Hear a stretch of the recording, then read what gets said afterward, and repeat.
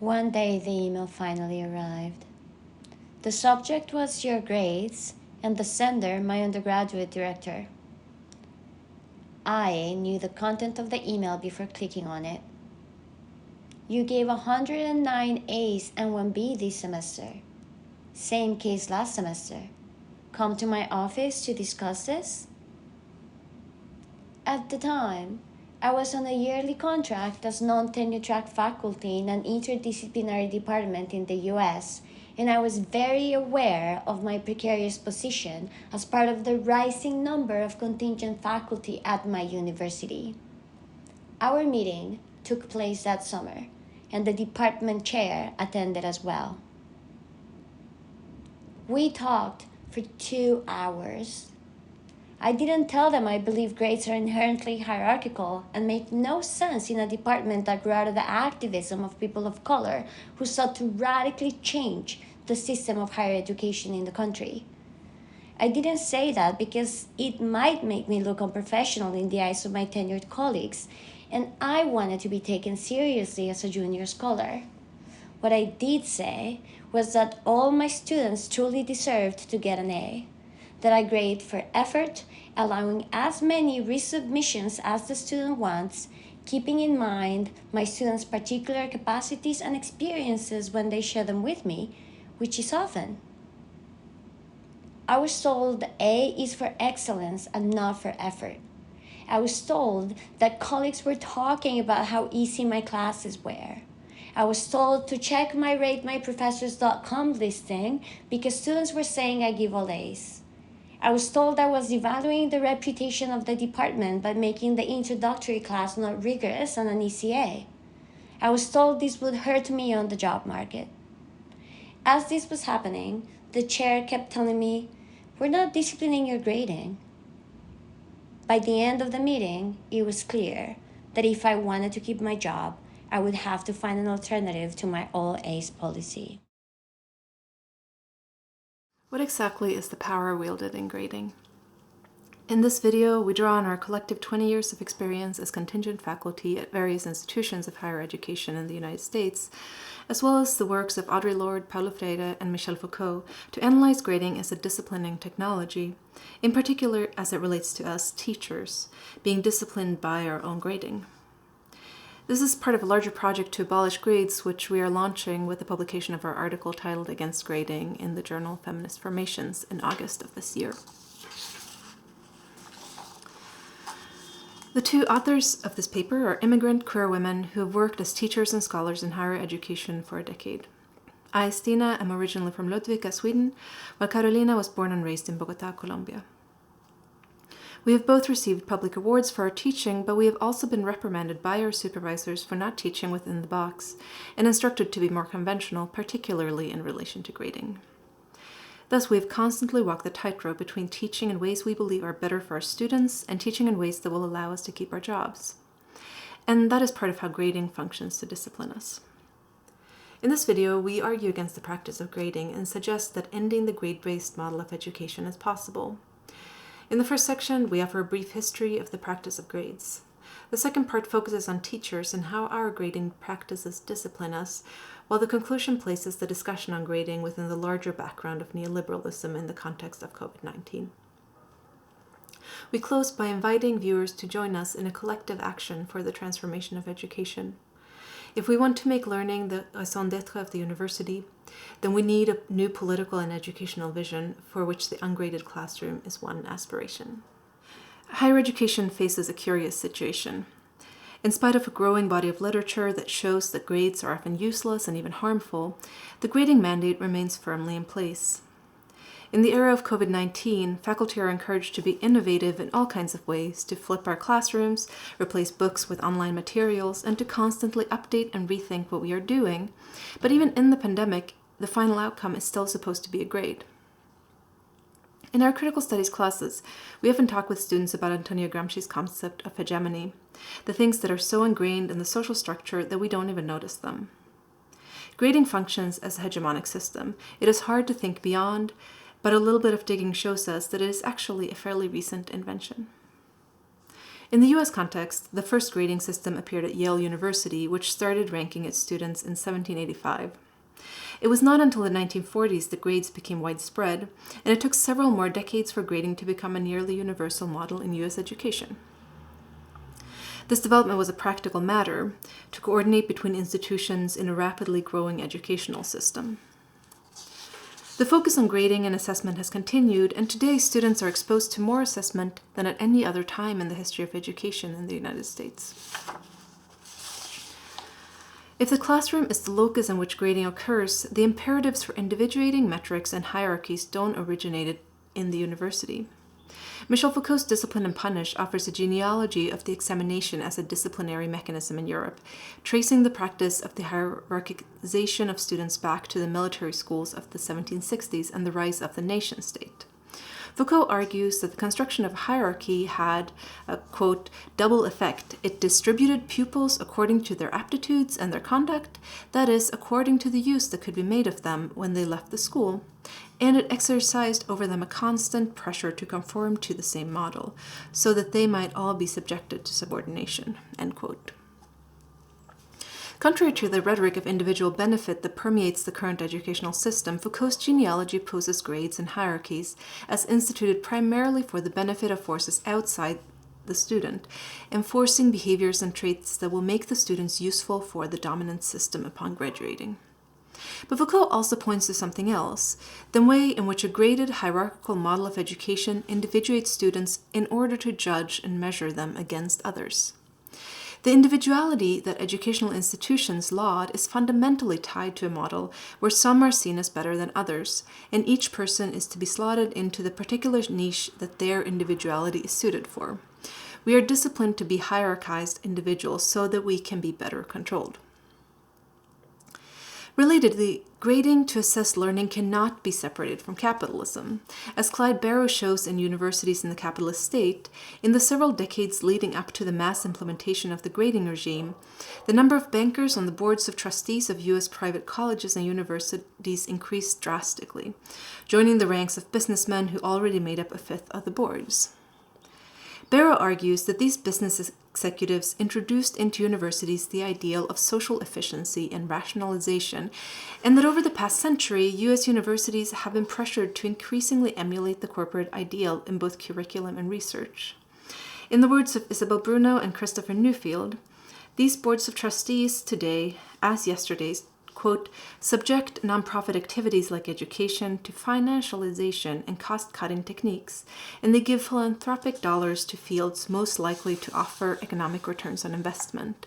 Little thought is given to the social and public value education creates that can't be captured through accounting, end quote.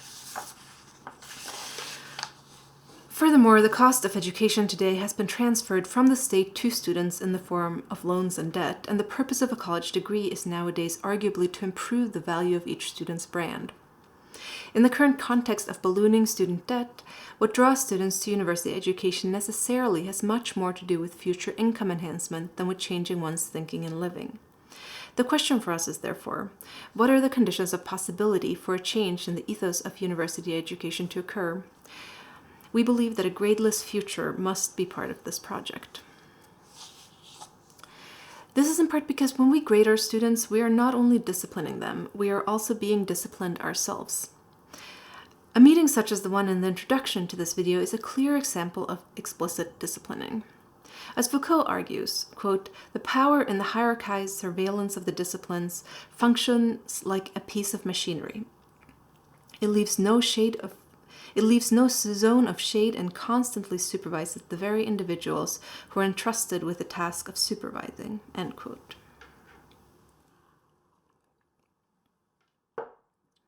Yet while discipline touches everyone, it does not touch everyone equally. As with the disciplining of students, the disciplining of faculty within the grading regime tends to be harshest for minoritized people. Research shows that women and faculty of color are more closely monitored than white men.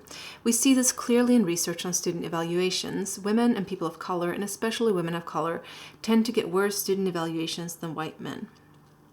To give just one striking example, a 2003 study showed that students tend to give professors who are perceived as more conventionally beautiful higher ratings.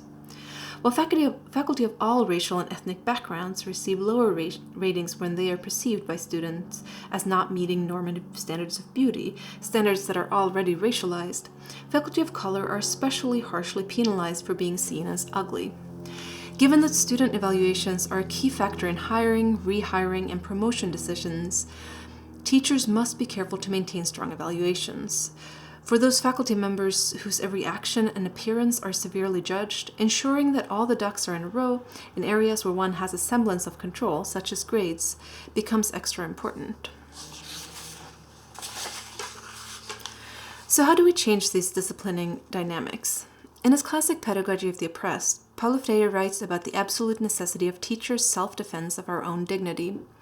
In Freire's analysis, as teachers, we need to, quote, make credible the link between education and action, end quote, by ourselves connecting what we teach with what we practice. We argue that in critical studies fields, this means actively working against disciplinary structures such as grading. We recognize that this is not easy. Indeed, Freire goes on to state that, quote, teachers cannot be effective when they remain in the thrall of an exploitative school system that robs them of their own voice, end quote. As secure academic jobs disappear and are replaced by temporary, contingent, and part-time work, competition among prospective professors intensifies. Changing this reality is, to us, part of the larger feminist vision that a gradeless educational practice encompasses. We are not interested in simply removing grades while still expecting teachers to work 50 or more hours per week under precarious conditions. Rather, we see the abolishing of grades as a way to open space for radically reconfiguring education. We agree with Stanley Aronowitz, who 20 years ago wrote that under the pressures of neoliberal education, critical educators have no alternative but, quote, to organize through unions, study groups, institutes, schools, and other sites to actively propagate new principles of educational evaluation, end quote. But as Stefano Harney and Fred Moten write, the final goal of counterinsurgency everywhere is to turn the rebels into state agents. Indeed, for far too many of us, the university, what Audre Lorde would call the master's house, is our only or primary source of support. It provides us with our only income, our only health insurance, our only retirement savings, our only way of maintaining legal status in a country. And it often serves as our main site of social relation and cohesion, a situation that the universalizing structure of academia encourages. Given the extent to which so many within the academy depend on it for survival, it is no wonder that we do not work harder to dismantle it. And as Lorde warns us, quote, what does it mean when the tools of a racist patriarchy are used to examine the fruits of that same patriarchy? It means that only the most narrow perimeters of change are possible and allowable, end quote. Given the risks of cooptation, the effort to abolish grades needs to be collective and structural. The consequences of pushing the boundaries of the university are not equally distributed and tend to be harsher for those with marginalized identities.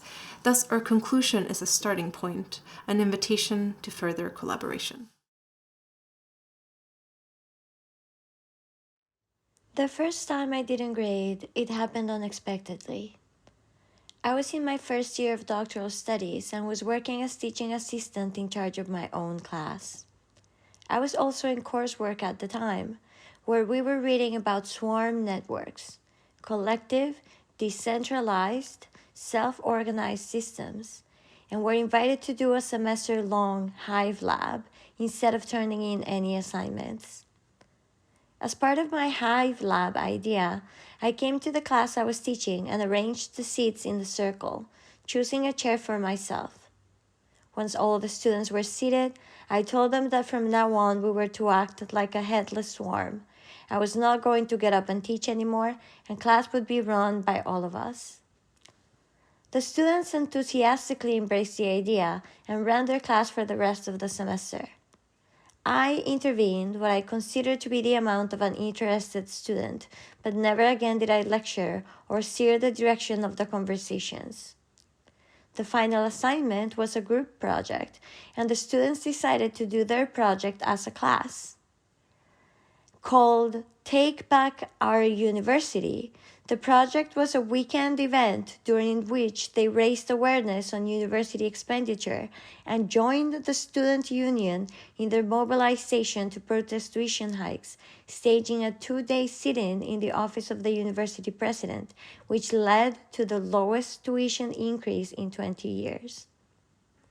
Very early in my career as a teacher, the swarm experiment taught me that I have much to learn from my students, especially when they work together and are not encouraged to compete with each other.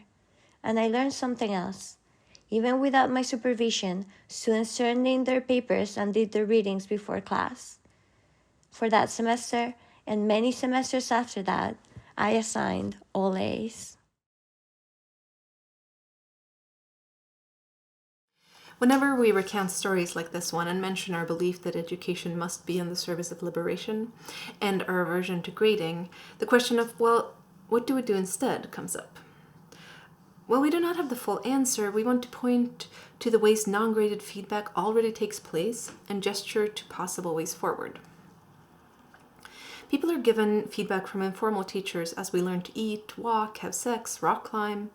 Sometimes this feedback comes in the form of verbal affirmation, sometimes as a hand on a shoulder, or an encouraging smile that tells us we can stretch our limits and learn more. We are not arguing that we should decline to give our students feedback, but we are arguing that we refrain from constantly judging them. Feedback can be small and in the moment, such as the nod that indicates go on, as a student is attempting to verbalize a challenging thought. It can be a long conversation during office hours. It can be a letter of recommendation that a student uses as they move along in their educational process. Such feedback gives a student information that they can use in furthering their learning. Grades, on the other hand, simply tell a student whether what they have done so far is considered good enough. Paulo Freire writes that our concern as teachers should be, quote, resisting a type of methodology of evaluation that aims at silencing constructive diversity, constructive criticism, and ultimately freedom, end quote. And to that end, we should search for the type of evaluation that stimulates speaking to as a stage on the way to speaking with our students. How to give feedback to our students and learn with them in a manner that is in the service of freedom.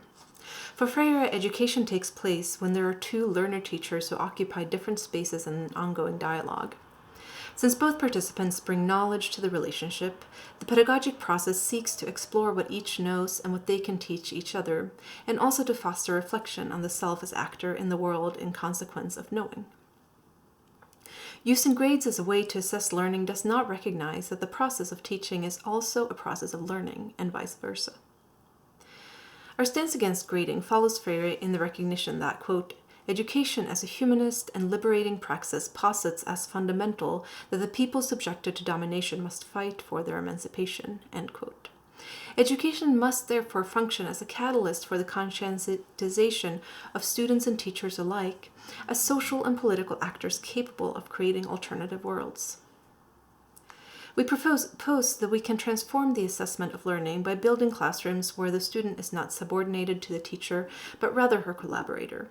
As Foucault argues, we need to collect information about how our students are doing, and then we need to share that information with the students. But as Kohn points out, quote, collecting such information doesn't require tests, and sharing that information doesn't require grades, end quote. For instance, Kohn argues that a qualitative description can be offered in narrative form, or better yet, as part of a dialogue during a meeting with students.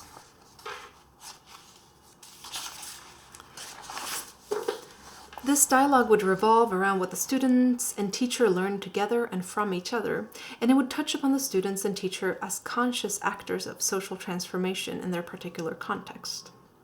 Sharing information about a learning process is not the same as judging and labeling that learning, though the current grading regime conflates the two. We understand that this model of assessment is not feasible in the large classes that are increasingly the norm in higher education. Therefore, what we are proposing here goes beyond the classroom. It goes beyond the issue of the neoliberalization of the university. While things might have gotten worse, there was no time when the university was truly for the people. There was no before the crisis of the university. The crisis is the university. So, what is the type of assessment of learning that stimulates speaking with their students and that would allow us to dream beyond the university as the locus of learning? In her essay, Poetry is Not a Luxury, Audre Lorde asks, quote, "Am I altering your aura, your ideas, your dreams, or am I merely moving you to temporary and reactive action?" End quote. It is our argument that as teachers we must strive to engage with our students' auras, ideas, and dreams in creative ways that catalyze their thinking about their power to transform the world. The story of the swarm represents one instance when our students showed us that education is indeed, as Freire says, quote, "the action and reflection of men and women upon their world in order to transform it," end quote, and that grading has nothing to do with that agenda. We are just starting to imagine what shapes the action required by a substantive critique of the grading regime might take. It would unequivocally involve reducing class sizes so teachers can provide the kinds of feedback required for learning. It could take the path of proposals to teach an ungraded course and formal reports and recommendations, as historian Martin Duberman did in the late 1960s. It could be a grading strike, drawing inspiration from the student strikes in Quebec. It most certainly would involve collaborating with students, and it would most likely take some shapes we cannot yet imagine. Within this field of imagined and unimaginable possibility, we see the COVID-19 pandemic as an opportunity to have a serious conversation around grading practices in higher education. Indeed, while finding alternatives to grading has not been a subject of discussion within mainstream approaches to education, in 2020, with universities going online in March, it became apparent that the usual grading practices would have deeply inequitable consequences for students and faculty. As instructors frantically design new learning strategies for our courses, the burden and at times impossibility of assigning fair grades has become apparent to many. The pandemic has also highlighted the precarity of academic employment. The risks posed by collective action of striving to end the grading system requires us to take into consideration our lives beyond the academy. A necessary component of abolishing grades is establishing and re-establishing vibrant networks of support outside of academia, as well as forms of mutual aid between academic workers. We agree wholeheartedly with Anith Kaur Handel and Mavang that, quote, "resistance at the university is shaped and driven by the antithesis of neoliberal processes, care. This resistance takes form through sharing space, confiding in each other, and reminding each other that we are worthy of dignity, respect, and safety," end quote. We have experienced glimpses of this in our own lives. Income and labor sharing between graduate students, U.S. citizen partners and sweethearts who have married those of us with precarious immigration statuses, friends who have rented out rooms for below market rates, folks who cooked and shared food during Occupy Wall Street. These are the world-making practices that have provided us with hope and confidence that we can create a culture where the fear of losing our jobs does not prevent teachers from working in accordance with our values and convictions. We recognize how incredibly difficult this kind of shift is, precisely because we have witnessed how fleeting and hard to keep alive some of those above-mentioned resistant tactics are. We are thus presenting this vision for the work to be done in full awareness of the magnitude, but also the necessity of doing it. Given that the power vested in us by the mandate to grade is part of a larger disciplinary machine that produces us and our students as workers and consumers for the safeguarding of the status quo, as critical scholars we must fight for the transformation of the classroom, which, as the swarm story shows, is altogether possible.